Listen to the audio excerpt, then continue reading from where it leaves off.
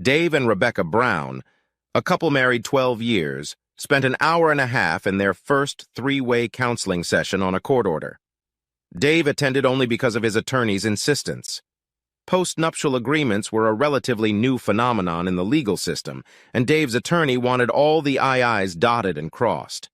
The previous 90 minutes had been devoted to the conversation between the counselor and Rebecca, and Dave sat, lips pressed together, with a notepad and pen. Periodically, he wrote something down in the notepad.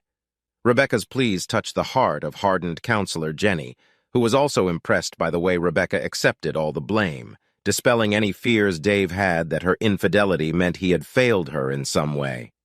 Rebecca had also avoided a lot of the bullshit excuses that people in her situation inevitably come up with.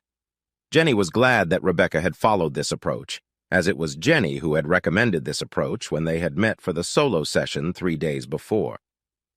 Rebecca finally fell silent. The only sounds in the room were the faint ticking of the analog clock on the wall at their side, and the scratching of Dave making notes in a notebook on his knee. Jenny let the silence linger. Experience had taught her that most people in uncomfortable situations liked to fill pauses. 1 minute, 2. Jenny looked at Rebecca, who opened her mouth as if about to say something. Jenny shook her head slightly. Rebecca heeded the subtle sign and closed her mouth. Jenny decided to give Dave 1 more minute. If he remained silent, Jenny was going to suggest that Dave seriously consider what his genuinely remorseful wife was going through and initiate him into the overall statistics. Far from being once a cheater, always a cheater, those who were caught cheating and witnessed the devastation that cheating caused to those they cared about often became incredibly loyal. She waited. Dave moved, a slight smile playing across his face. Good, Jenny thought, and the corners of her mouth lifted in a half-smile. It was usually better if she could get the injured party to voluntarily contribute rather than forcing them to do so by force. Good for you, Rebecca. I'll give you 9 out of 10 for that. Jenny's smile disappeared. She was embarrassed, and judging by the look on Rebecca's face, she was embarrassed too. Jenny came to her senses first. Now, Mr. Brown, there's no need to be rude. Your wife has exposed her most intimate parts here. As you know, I met with her privately earlier in the week, and she is genuinely humiliated that you caught her doing this, and very devastated by the pain she has caused you. As she said today, her co-worker was an experienced Lothario, and she just wasn't strong enough to resist his advances.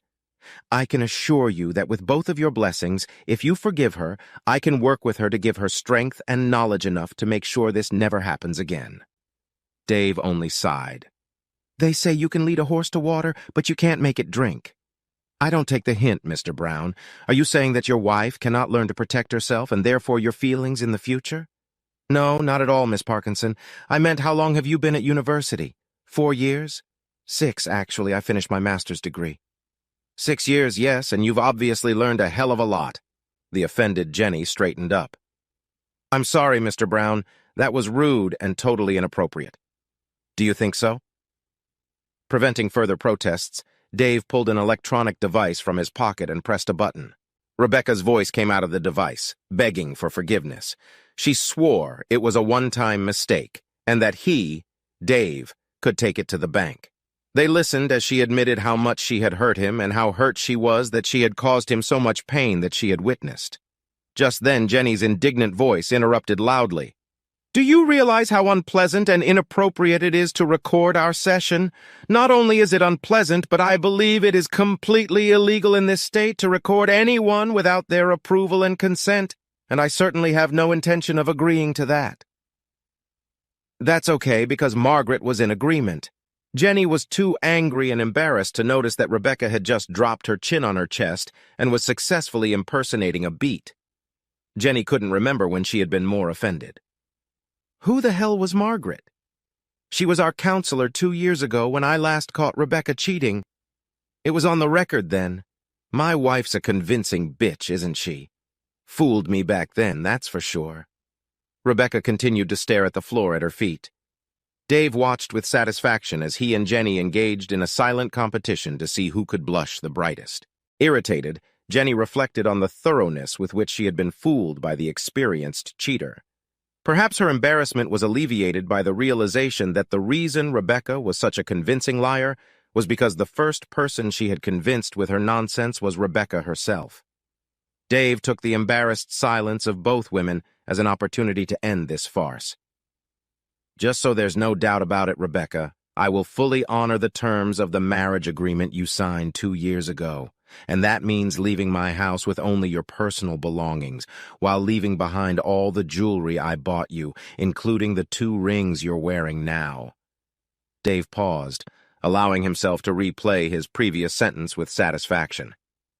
"In a way, I suppose I should thank you. If I'd divorced your ass 2 years ago, the courts would have given you half of everything. Now you get nothing. And the only cost was that I had to swallow my pride for a while. Don't worry, you didn't hurt me this time. Despite what a good counselor says, deep down, I think I knew you'd cheat again. And that's why I never really got emotionally invested in our relationship again." Rebecca was silent, staring at the floor. The depth of the punishment and loss still hadn't gotten to her. Jenny, embarrassed by her naivety, flinched at the cold impassivity with which Dave behaved. Apparently, he was actually as emotionally unfazed as he claimed to be. Or else he was an even better actor than his wife. Neither woman said a word, and the aggrieved husband continued, "Give me 24 hours and I'll put your shit in a box. I don't know where you'll go or what you'll do, but frankly, I don't care. The locks will be changed in an hour, so please don't embarrass us both by banging on the door. If you try to mobilize your family and our friends against me, the video clips I have of you and your lover will mysteriously end up in the possession of everyone you know, and I really mean everyone. I'm sure at least some of them won't be so understanding when they hear how you squealed when Clive pinned your ass on our goddamn marital bed." Dave paused to stop the rapid buildup of his exuberant temper. After a dozen deep breaths, he regained full control. "Once the divorce is final, we can talk about your visit with Alice. Sign the divorce this week and I'll be generous with a visit. Resist and you can only kiss her goodbye." Jenny's ears perked up at those words. Rebecca's head jerked upwards, eyes flashing a mixture of fear and anger. Neither reaction escaped Jenny's notice. Neither in their solo session nor in this joint session had Rebecca mentioned her daughter, but then she seemed like a typical 21st-century narcissist, as self-centered as a spinning spinner, so fixated on what she stood to lose that everything and everyone else was sidelined. Jenny looked back and saw the pain on Rebecca's face as she finally found the words. But you can't take my little girl away from me. She needs me. I can't live without her." The unbearable pain Rebecca felt at her soon-to-be ex-husband's words was written all over her contorted facial features. Jenny thought, if only these idiots would think of all the consequences of their actions before committing their various crimes, I'd be out of a job. She reached out and placed her hand on Rebecca's arm, hoping that she would keep the latter from a complete breakdown. After revealing himself to be an emotional dead fish in the counselor's eyes, Dave spoke completely calmly. "Maybe you should have thought about this before you were, quote, seduced by an expert, unquote. It's all clearly spelled out in the contract. It says if you screw up again, you lose everything, including custody of Alice. But she needs me." "Bullshit, Rebecca. She's 13 years old. I'll do just as well as you. Anyway, this isn't the place to air our dirty laundry. You cheated, I took you back, you signed a contract after the wedding and promised never to stray again. I suspected something wrong, investigated and caught you fooling around again. Don't commit a crime if you can't deal with the consequences, isn't that what they say?"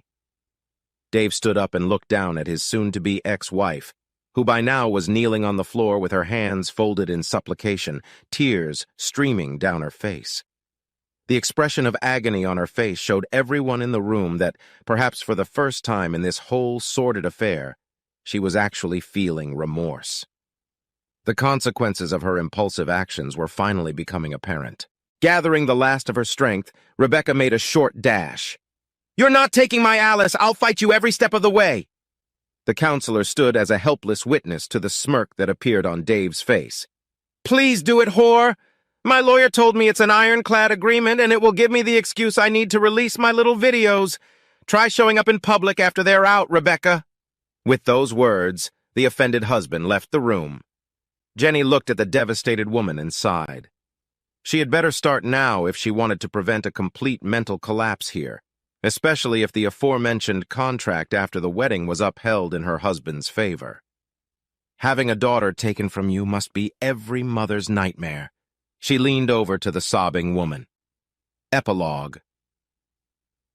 Dave Brown sat in his car until the adrenaline subsided and his breathing returned to normal. Then he drove home through the supermarket and liquor store, buying a bottle of bourbon for himself and a nice piece of fish for dinner for him and Alice. Salmon was her favorite. Tonight was the beginning of a new phase of their life together. What he did tonight was important. He paused with his hand on the front door handle, determined to stick to his normal routine as much as possible, for Alice's sake. Pushing the door open, Dave Brown spoke in a loud voice, well aware of Alice's increasingly impaired hearing. "Alice! Radios!" The elderly terrier bitch jumped out of her basket and, wagging her tail so hard that her hind legs slid across the floorboards, came over to greet her master.